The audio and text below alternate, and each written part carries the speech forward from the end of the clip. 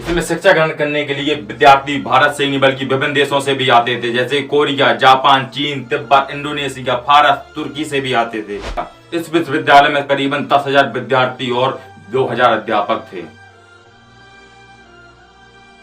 हम आपको बता दें कि विश्व का यह प्रथम पूर्णतः आवासीय विश्वविद्यालय था। आइए इस वीडियो के माध्यम से जानते हैं कि नालंदा विश्वविद्यालय का पतन कैसे हुआ और इसके पीछे का मुख्य कारण क्या है। बख्तियार खिलजी ने नालंदा विश्वविद्यालय को नष्ट क्यों कर दिया? नमस्कार दोस्तों, मैं Nilesh Singh Ramadar, motivational speaker and founder and CEO Intellio Grace group and IGG broadcast. Nalanda शब्द संस्कृत के 3 अक्षरों से मिलकर बना है। ना प्लस आलम प्लस दा से बना है। इसका अर्थ ज्ञान रूपी उपहार पर कोई प्रतिबंध न रखने से है। नालंदा की लाइब्रेरी में करीबन 90 लाख पांडुलिपियां और हजारों किताबें रखी हुई थी। नालंदा विश्वविद्यालय को दूसरा सबसे प्राचीन विश्वविद्यालय माना जाता है तक्षशिला के बाद। क्या आप जानते हैं कि ये 800 साल तक अस्तित्व में रही? नालंदा विश्वविद्यालय का इतिहास चीन के ह्वेनसांग और इसिंग ने खोजा था। ये दोनों 7वीं शताब्दी में भारत आए और इन्होंने ही इसे दुनिया का सबसे बड़ा विश्वविद्यालय बताया था। इस विश्वविद्यालय में चयन मेरिट के अनुसार आधार पर होता था। निःशुल्क शिक्षा दी जाती थी और साथ ही रहना खाना और निःशुल्क सब कुछ था। इस विश्वविद्यालय में करीबन 10,000 विद्यार्थी और 2,000 अध्यापक थे। नालंदा में ऐसी कई मुद्राएं मिली जिससे ज्ञात होता है कि इसकी स्थापना 5वीं शताब्दी में गुप्त वंश के शासक कुमार गुप्त ने की थी। इस विश्वविद्यालय को बनाने का उद्देश्य ध्यान और अध्यात्म के लिए स्थान को बनाने में था और ऐसा कहा जाता है कि गौतम बुद्ध कई बार यहाँ पर आए थे और यहाँ पर रुके भी थे। नालंदा विश्वविद्यालय की लाइब्रेरी 9 मंजिल की थी और इसके 3 भाग थे, रत्नरंजक, रत्नदधि और रत्न सागर। क्या आप जानते हैं कि इसमें धर्मगुंज के नाम की भी एक लाइब्रेरी थी?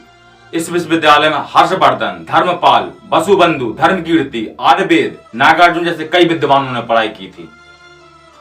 उस समय इस विश्वविद्यालय में literature, astrology, psychology, law, astronomy, science, welfare, इतिहास, मैथ्स, आर्किटेक्चर, भाषा विज्ञान, इकोनॉमी, मेडिसिन पढ़ाई की जाती थी।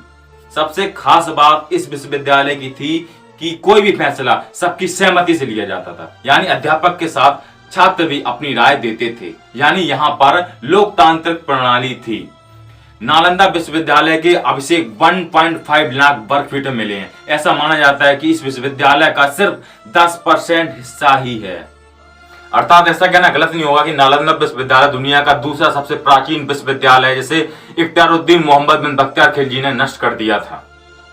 नालंदा विश्वविद्यालय पर 3 बार आक्रमण हुआ था, लेकिन सबसे विनाशकारी हमला 1193 में हुआ था बख्तियार खिलजी के द्वारा। परिणाम स्वरूप सबसे प्राचीन नालंदा विश्वविद्यालय जलकर नष्ट हो गया। आइए इस वीडियो के माध्यम जानते हैं कि कैसे नालंदा विश्वविद्यालय का पतन हुआ और इसके पीछे का कारण क्या है, साथ ही कुछ महत्वपूर्ण तथ्य नालंदा विश्वविद्यालय के बारे में। प्राचीन भारत में नालंदा विश्वविद्यालय उच्च शिक्षा का सर्वाधिक महत्वपूर्ण और विश्व विख्यात केंद्र था। यह दुनिया का सबसे पुराना विश्वविद्यालय में से एक है। इसकी स्थापना 5वीं शताब्दी के गुप्त वंश के शासक कुमार गुप्त ने की और महेंद्रादित्य के खिताब को अपनाया था। यह विश्वविद्यालय पटना वर्तमान बिहार राज्य से 88.5 वर्ग किलोमीटर दक्षिण पूर्व और राजगीर से 11.5 किलोमीटर उत्तर में एक गांव के पास स्थित है। महायान बौद्ध धर्म के इस विश्वविद्यालय में हीनयान बौद्ध धर्म के साथ साथ अन्य धर्मों की शिक्षा दी जाती थी और अनेक देशों के छात्र यहाँ पर पढ़ने आते थे। अनेक पुरालेखों और 7वीं सदी के भारत भ्रमण के लिए आए चीनी यात्री ह्वेनसांग और इसिंग के यात्रा विवरण से इस विश्वविद्यालय के बारे में विस्तृत जानकारी प्राप्त होती है। चीनी यात्री ह्वेनसांग ने लगभग यहाँ पर 1 साल खुद शिक्षा ग्रहण की थी। देखिए, अभिलेखों के अनुसार नालंदा विश्वविद्यालय को आक्रमणकारियों ने 3 बार नष्ट किया था, लेकिन केवल 2 बार ही इसकी पुनर्निर्माण किया गया। पहला विनाश स्कंदगुप्त के शासन काल के दौरान, दूसरा विनाश 7वीं शताब्दी की शुरुआत में गौदास ने किया था और इस बार बौद्ध राजा हर्षवर्धन ने विश्वविद्यालय की मरम्मत करवाई थी।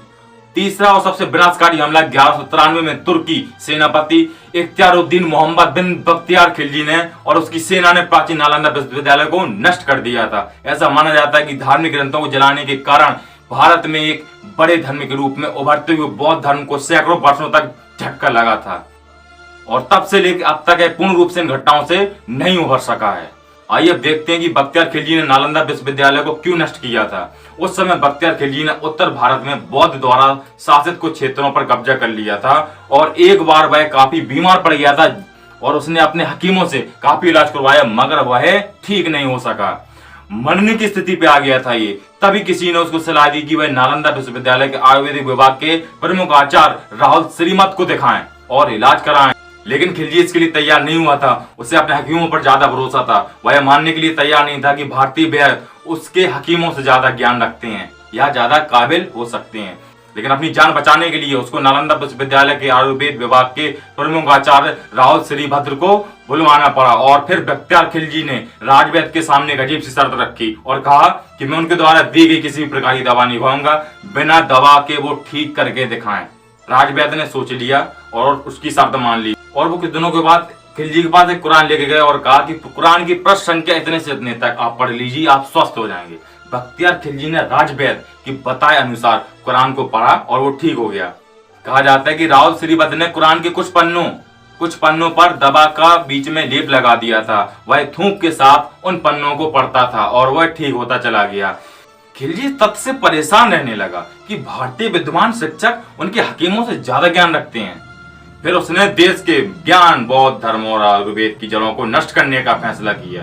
परिणाम स्वरूप खिलजी ने नालंदा की महान पुस्तकालय में ही आग लगा दी और लगभग 9 मिलियन पांडुलिपियों को जलाकर रख दिया था।